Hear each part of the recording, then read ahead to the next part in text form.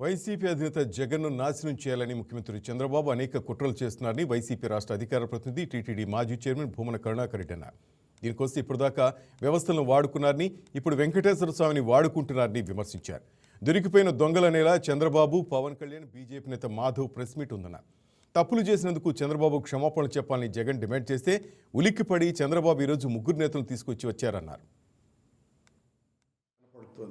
వాళ్ళేదో వాస్తవాలు చెప్పడానికి కాదు అలా మాట్లాడింది.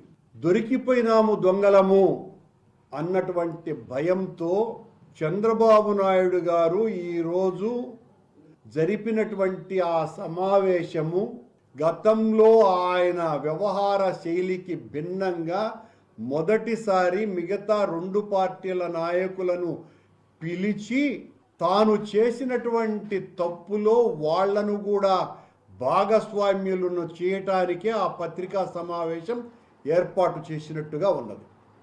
చంద్రబాబు నాయుడు గారు పూర్తిగా డిఫెన్స్లో పడిపోయారు కాబట్టి చంద్రబాబు గారు చేసిన తప్పుకు భగవంతునికి క్షమాపణలు చెప్పమని చెప్పి మా నాయకుడు జగన్మోహన్ రెడ్డి గారు డిమాండ్ చేసిన తరువాత చంద్రబాబు నాయుడు గారు, పవన్ కళ్యాణ్ గారు ఈరోజు మాట్లాడినటువంటి మాటలు.